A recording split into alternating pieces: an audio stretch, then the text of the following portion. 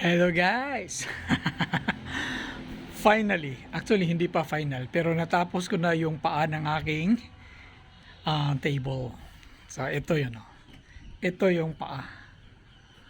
Ayan, paa yan, no? Paa, mukhang hindi paa pero paa yan. So ang paa ng aking table ay modular. So, bali dalawa ito. Ayan, no? Ito isa. So ito naka-upside down. Upside down. So ito siya, bali ito yung magiging makalapat doon sa floor. Ito siya na side. Yung the other end sa kabila, yun yung lalapat doon sa table. So ito siya. Papakita ko sa inyo kung anong itsura niya pagka nasa table na siya, naka-connect na siya sa table. So bali yung table namin ay magiging 3 modules. So 2 modules para sa kanyang paa at saka yung main table board isa. Yan, so wait lang. Yan, dalhin natin doon. Ito. Hindi siya masyadong mabigat kasi ang gamit ko dito ay pine, no? Ang pine tree. Yan, pine tree ang gamit ko dito. Medyo imported nga lang siya. Wala naman, imported ba to? Basta basta pine lang gamit ko. So ayan, para siya, ganito, ayan. Ayan. So ganyan.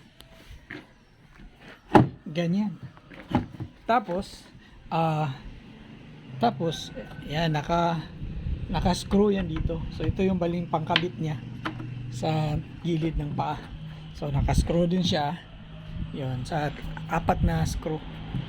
Ayan. So ayan yung magiging itsura niya. Yan, isa pa lang yan. Kunin natin yung isa.